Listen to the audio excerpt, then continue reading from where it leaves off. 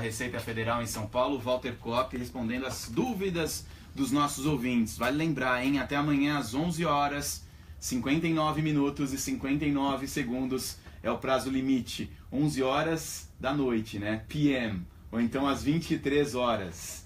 59 minutos e 59 segundos sem choro, né, Walter? Zerou, o sistema encerra e ele só volta a recepcionar com multa para aquele que está obrigado a partir da terça-feira, né? Nós temos um feriadão aí pela frente, terça-feira, dia 2 de maio, 8 da manhã, é possível entregar aqueles que não conseguiram entregar no prazo. Bom, vamos lá, as perguntas. Aqui a gente também está ao vivo no Facebook, é isso, Augusto? Ao vivo no Facebook da Band News FM. Se você quiser conhecer aqui como é que funciona os bastidores de uma rádio, como eu estou aqui organizado, né? Na minha mesa, só para explicar para o ouvinte que não está nos ouvindo no Facebook, a Gabriela gentilmente está me ajudando com o WhatsApp e ela vai transcrevendo as perguntas do nosso ouvinte e passando os papeizinhos para eu poder fazer para o Walter. Já falei demais, deixa eu abrir espaço aqui mais uma vez para os nossos ouvintes.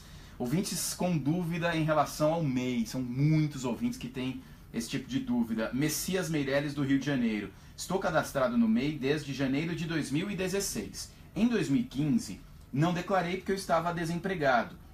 E aí a pergunta dele, tem de declarar pelo MEI ou informo os valores recebidos na declaração física? Tá. Aqui é importante deixar claro para o nosso ouvinte e para todos os demais que são MEI, que MEI por si só não é condição de obrigatoriedade de entrega da declaração de imposto de renda. O contribuinte tem que analisar o que ele tem através do MEI, ele pode ter inclusive prolabore pago pelo MEI ao CPF dele, prolabore é tributável.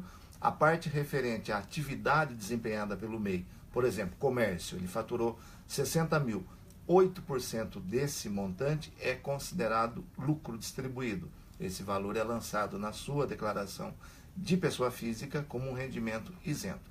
Mas, isoladamente, MEI não é condição de obrigatoriedade de entrega da declaração de RPF. Ele, sendo MEI, tem que declarar mensalmente o seu faturamento, o valor faturado no MEI e recolher o tributo do MEI. Tem uma dúvida aqui da nossa ouvinte Flora, dúvida bonitinha dela. Minha avó tem 102 anos, vive de aposentadoria, porém ultrapassa o limite de isenção. Pergunta, existe idade para parar de fazer declaração? 102 anos poderia ser isenta, não, Walter?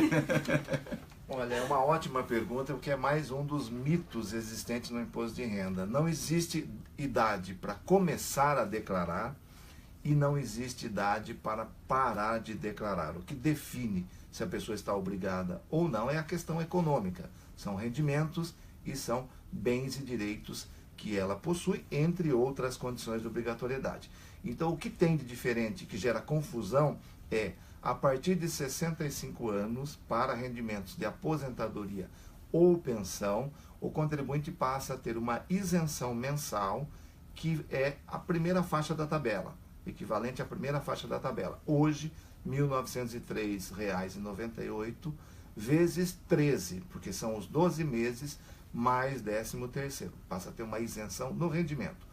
A obrigatoriedade de entrega na declaração deverá ser analisada conforme os valores envolvidos. Mas não há idade nem para começar, nem para parar de declarar. Ou seja, tadinha da avó da Flora, que se começou a trabalhar e declarar imposto de rendimento com 18 anos, ela já está contribuindo com o nosso país há 84 anos. Bastante tempo. Em impostos. Pergunta interessante também do Júlio, de Rio das Ostras, no Rio de Janeiro.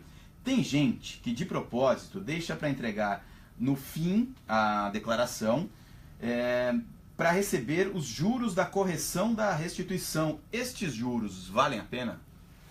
Se levarmos em conta valores, sem dúvida, porque a Receita paga a mesma taxa que ela cobra daquele contribuinte que recolhe em atraso, ou seja, taxa Selic. Considerando que a taxa Selic está próxima de 1% ao mês e no mês de pagamento é 1%, praticamente não existe no mercado uma aplicação financeira que para valores baixos remunerem dessa forma. Então, para quem não está precisando do dinheiro da restituição, é uma boa estratégia de resultado financeiro. Mais uma pergunta aqui do Wang Wing, eu acho que é assim que fala o nome dele, quer dizer, não deve ser assim que fala o nome dele, mas a pergunta dele é a seguinte: em 2016 eu resgatei R$6.000 do PGBL e paguei imposto de renda sobre esse resgate do PGBL. Como eu devo declarar? O PGBL ele tem duas formas de tributação e isso vai depender da opção feita pelo investidor no ato da aquisição desse papel.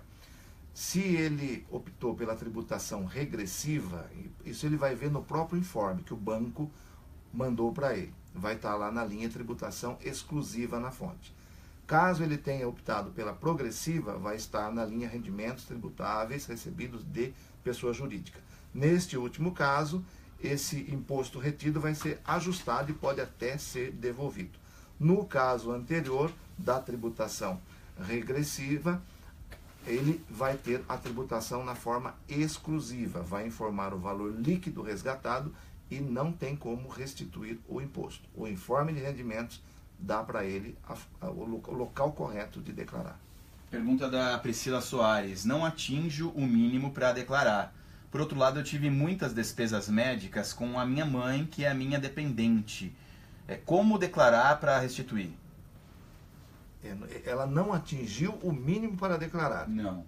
Mas, por outro lado, ela tem uma mãe e ela gasta muito dinheiro com a mãe dela. Perfeito. Se ela não tem imposto retido, não tem nenhum sentido a entrega da declaração. Agora, se ela tem imposto retido e não atingiu o mínimo para declarar, ainda que ela não declare as despesas tidas com a mãe, que tem que ser sua dependente, tem que poder ser sua dependente, ela vai restituir o valor de qualquer forma. Então, faltou na pergunta dizer se ela teve imposto retido.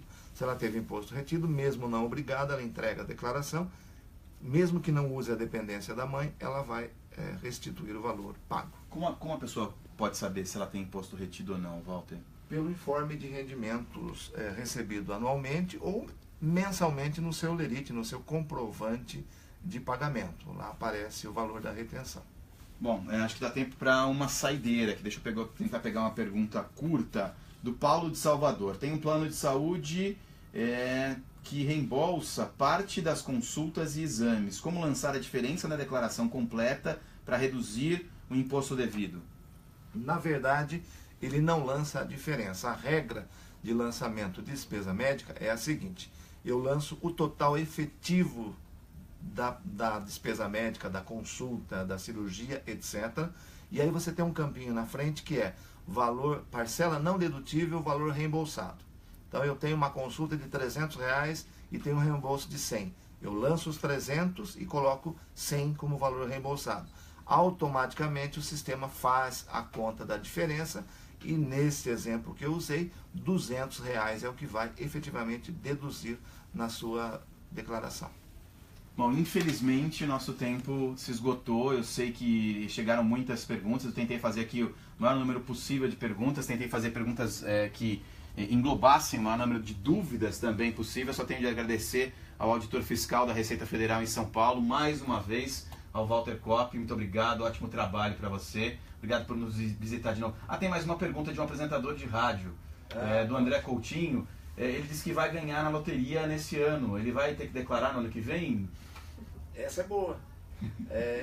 Prêmio em loteria é tributação exclusiva. Então, se o ganho for maior que 40 mil, valor líquido, estará obrigado a declarar. Eu sempre faço essa pergunta porque eu acho que se eu fizer, isso vai me trazer sorte e eu vou ganhar. Quem sabe? Obrigado, Walter. Até a próxima. Obrigado. Um abraço a todos.